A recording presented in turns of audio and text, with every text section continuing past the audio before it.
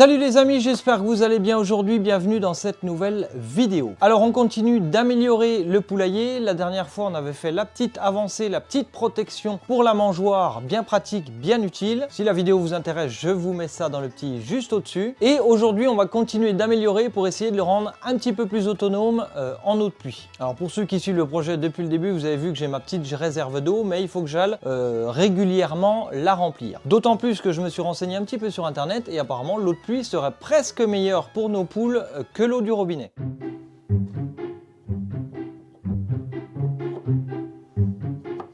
Mais tu fais quoi là? Ah, je range un petit peu parce que c'est le bordel quand même là, il y en a partout. Ah ok, merci. Donc on va utiliser la petite surface de toit pour y mettre un chéneau, une petite descente, un remplissage automatique et en même temps que je puisse quand même compléter avec un arrosoir sans démonter tout le système.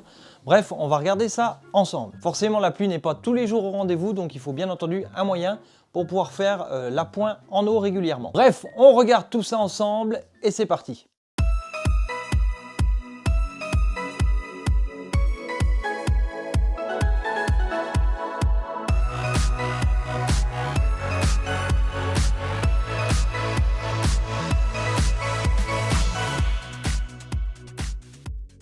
Alors les amis, pour rendre ce petit projet réalisable, il va nous falloir quelques petites choses. Tout d'abord, j'avais mesuré la largeur de mon toit, donc en l'occurrence, je vais avoir besoin d'une gouttière d'1,72 m de longueur. Alors bien entendu, je me suis muni d'une gouttière relativement petite, puisque la surface d'un seul côté du pan de toit du poulailler n'est vraiment pas très grande. Alors ce que j'ai fait, c'est que je me suis muni bien entendu donc d'une gouttière PVC, de 2 mètres de long qu'il va falloir que je recoupe à 1,72 m. Deuxièmement, je me suis muni donc d'une naissance avec une sortie en diamètre 50. Ensuite, deux fonds de gouttière qui vont servir à venir fermer ma gouttière à chaque extrémité une fois que ma coupe sera réalisée. J'ai pris sur 1,70 m de long 4 fixations. Logiquement, on préconise d'en mettre tous les 50 cm. Bon, moi j'ai 1,80 m en gros, donc j'en mettrai quand même 4. Alors actuellement, j'ai ma réserve d'eau, vous l'avez vu pour ceux qui ont suivi la fabrication du poulailler. Et mon petit bidon, mon petit stockage d'eau, il arrive en diamètre 32. Donc il me restait du tuyau par contre en diamètre 32 et ça pourrait rentrer dans mon bidon parfaitement. Donc ce qui fait que de la gouttière, je pourrais faire mon circuit et aller directement à l'entrée du bidon. Alors bien entendu, ici sur ma naissance, je suis en diamètre 50. J'ai tout simplement pris un manchot en 50 et je vais mettre un réduction 50-32. Alors bien entendu, ça va réduire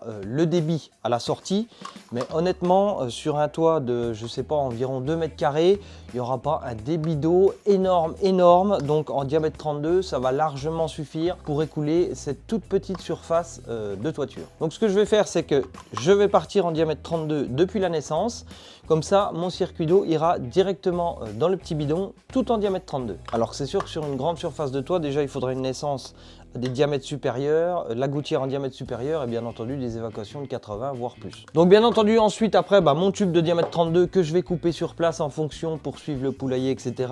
Jusqu'à l'arrivée de ma réserve d'eau. J'ai également des petites fixations qui vont me servir à fixer mon tuyau de 32 sur la structure de mon poulailler. Et puis il me restait et il me reste encore d'ailleurs des coudes en diamètre 32 de différents angles, 67, 45, 90 degrés, suivant ce que j'aurai besoin en installant sur place. Donc voilà à peu près ce qu'il va falloir. Ensuite, on verra comment fixer les supports de gouttière pour conserver une pente, sachant que la pente en général, elle est de entre 0,5 et 1 cm de pente au mètre. Donc dans un premier temps, on va couper la longueur de la gouttière, on va fixer la naissance, donc il va falloir que je vienne la clipser, la coller et faire un trou à l'intérieur de ma gouttière. Ensuite, on viendra fixer, coller donc les fonds de gouttière. Bon c'est parti, on va couper ça. Alors ce qui est important bien entendu, c'est d'essayer de faire une coupe propre et droite pour pouvoir que son fond de gouttière soit bien collé, bien étanche, qu'il n'y ait pas de souci avec ça.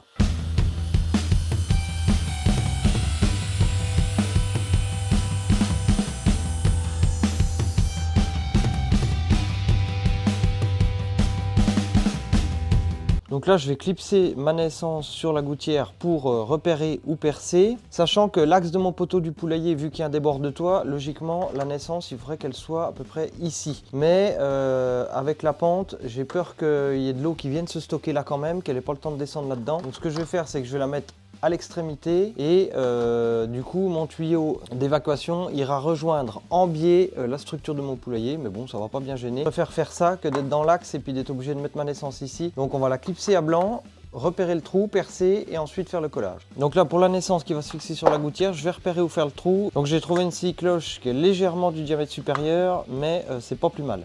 Donc je vais la clipser à blanc, percer, repérer l'emplacement, percer et puis ensuite on va venir coller tout ça.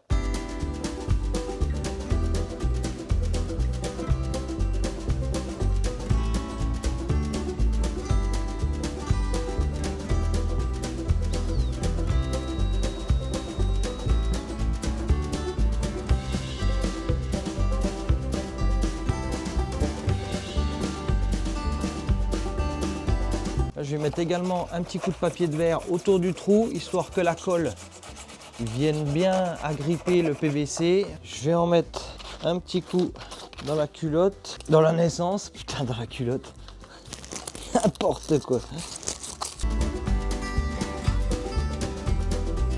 Bon, maintenant on va se mettre de la colle spéciale pour les raccords PVC. Alors là je vais bien coller donc les deux rainures et j'aime bien aussi faire un petit raccord d'un seul trait autour du trou.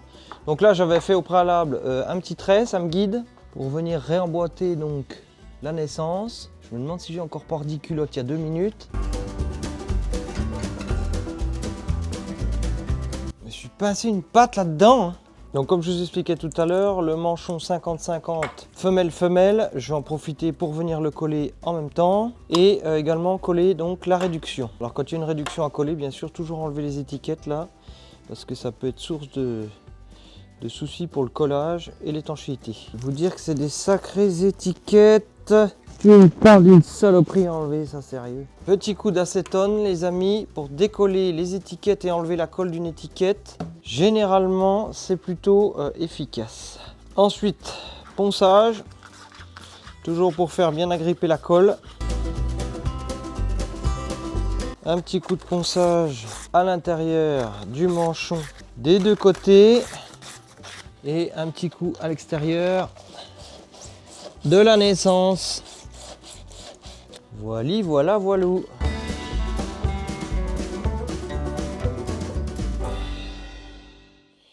Normalement on n'essuie pas forcément la colle, le surplus de colle, mais là j'en ai quand même mis beaucoup, ça fait vraiment dégueulasse.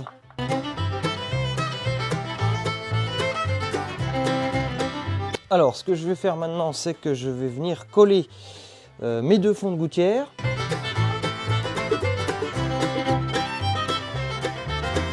Voilà, tu vois, on peut voir que ça dégoule bien dedans là, ça fait un joli joint propre dedans, c'est ce qu'il faut.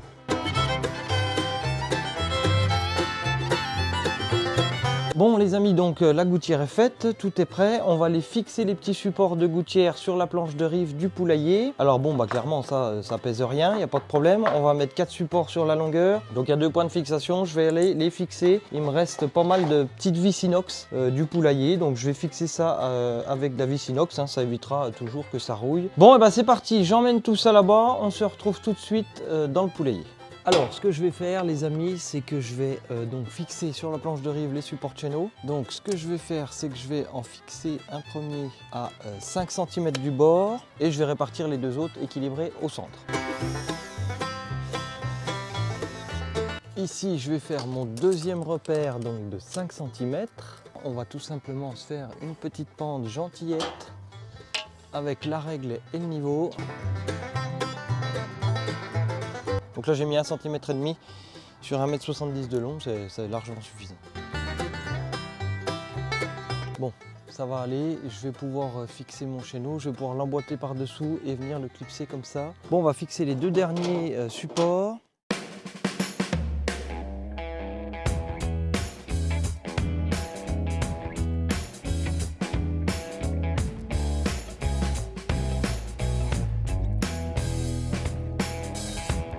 Bon, donc ça c'est fait, on va s'attaquer maintenant au tuyau d'évacuation. Donc on va repartir en 32 d'ici et c'est là que je vous disais tout à l'heure, j'aurais pu mettre ma naissance centrée à l'axe du poteau pour avoir un tuyau qui vient bien droit ici. Mais j'avais peur, comme je vous ai dit tout à l'heure, d'avoir un petit stockage d'eau ici. Bon, c'était plus simple de faire comme ça de mon point de vue. Donc c'est pas grave, on va partir d'ici et on va venir rejoindre légèrement en diagonale le poteau. pour que ici je puisse venir mettre mes fixations, faire ma descente ici, fixer dans le poteau principal dans la structure du poulailler et venir rejoindre la réserve d'eau.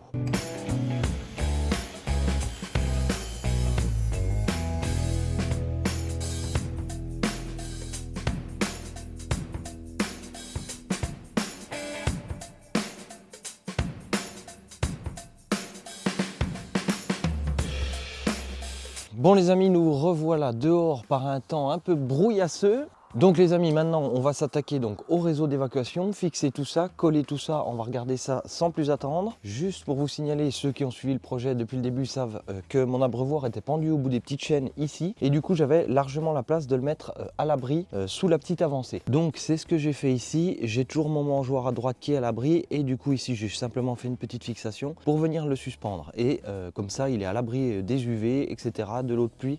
Et ça augmentera bien entendu sa durée de vie. Et ici, j'aurai qu'à percer sur le côté un trou à la scie cloche pour venir raccorder mon réseau pour alimenter l'abreuvoir. Alors, donc les amis, pour vous expliquer un petit peu, ici, donc comme je vous avais dit, on sort en 32. Le petit raccord que j'avais collé, je vais pouvoir venir le coller ici et on va venir rejoindre donc le poteau ici, la structure en travers en biais. Donc ici, on va venir y mettre un coude à 45, la longueur un coude à 45 en 32. Ensuite ici, on va venir refaire la descente jusqu'à peu près à ce niveau-là. À ce niveau-là, je vais fixer donc une réduction 80-32. Alors pourquoi je vais fixer ça? Le fait de mettre cette réduction-là que je vais fixer ici, mon eau de pluie va passer au travers, continuera son chemin jusqu'à l'abreuvoir et ici, ça me permettra de venir remplir à l'arrosoir et ce sera le même tuyau qui va alimenter l'abreuvoir. Ce qui fait que quand j'aurai pas assez d'eau de pluie, je pourrai compléter à l'arrosoir sans forcément ouvrir tout ça, démancher le tuyau de l'abreuvoir, etc. Donc ce sera plutôt pratique. Donc maintenant, on va fixer, alors ce que je vais faire ici, comme je vous ai montré au début de vidéo, on va utiliser des petits colliers qui va maintenir la descente ici et ça sera tout bien rigide, tout bien nickel. Et on s'occupera de la deuxième partie pour aller à l'abreuvoir. Et bien entendu, ma réduction de 80, je vais la mettre plus haute que la hauteur de mon abreuvoir. Bien entendu, pour que quand je remplisse à l'arrosoir ici, ça continue d'avoir une pente naturelle pour aller jusque dans l'abreuvoir. Bon, et bien allez, c'est parti, on trace ça, on perce, on visse et on y va.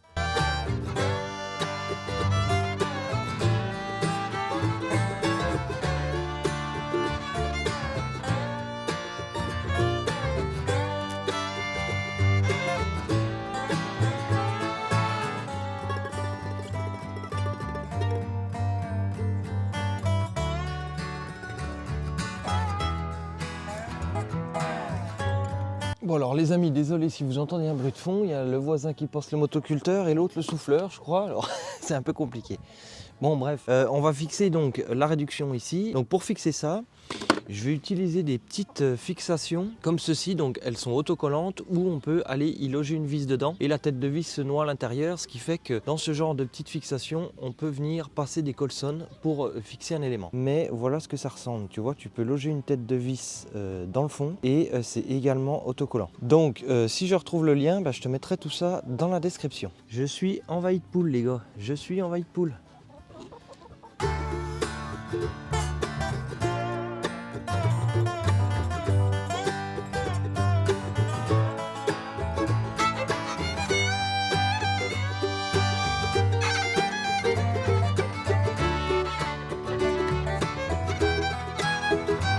Alors là les amis, donc j'ai remis un petit bout de tuyau en 32 qu'on va venir emmancher là-dedans avec un coup de 32 femelle à 45. Ici donc mon abreuvoir, voilà pourquoi j'étais parti en 32, tout simplement parce que le diamètre est pile poil pour rentrer dans l'abreuvoir. Donc là je vais recouper le tuyau quand même pour éviter qu'il plonge trop dedans, mais ça me laisse une marge de manœuvre quand même avec de la longueur. Et comme je suis un tout petit peu désaxé entre la sortie ici et la sortie ici, avec un bout de tuyau rigide, ça aurait été un peu compliqué, ça aurait trop forcé. Donc il n'y a pas beaucoup, mais je vais utiliser du tuyau en 32 qui est légèrement souple, c'est bien pratique parfois et du coup ça va être nickel, ça va nous conserver la pente pour descendre jusqu'au bout. Je vais essayer de monter ça à blanc quand même vite fait avant et ensuite on va pouvoir passer donc au collage de tout ça et aux essais.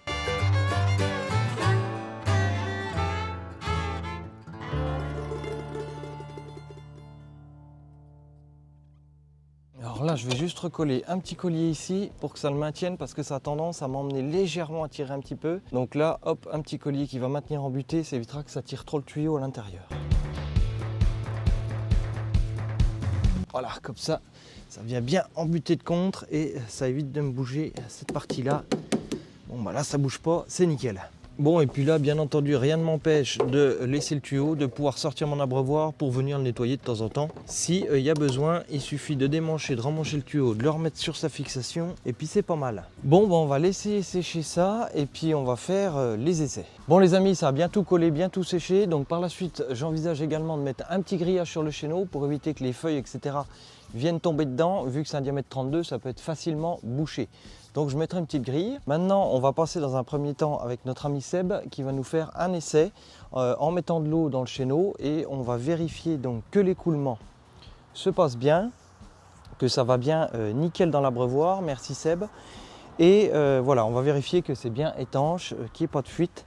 Donc là, tout a l'air de bien se passer. On voit que c'est en train de remplir l'abreuvoir nickel, il n'y a aucun souci. Ça va plutôt pas mal. On va tester donc la deuxième étape en venant verser dans l'arrosoir également pour vérifier que tout se passe bien également.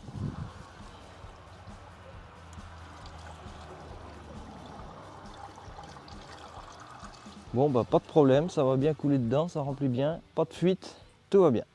Bon les amis, j'espère que ce petit aménagement pour la suite du poulailler vous aura plu. Si c'est le cas, n'hésitez pas à mettre un petit pouce bleu, ça fait super plaisir. Vous pouvez partager la vidéo, vous abonner à la chaîne pour continuer, pour voir la suite des aventures et les futures vidéos en activant la petite cloche des notifications. Vous pouvez également me rejoindre sur les réseaux sociaux, Facebook, Instagram, j'y mets régulièrement des photos des projets en cours. Et puis sur ce, comme d'habitude, je vous attends juste en dessous dans les commentaires. N'hésitez pas à jeter un œil en description, j'y mets toute la liste du matériel que j'utilise. Et sur ce, je vous souhaite un très bon week-end à tous et on se rejoint très vite pour de nouvelles aventures. Allez, ciao, bye bye.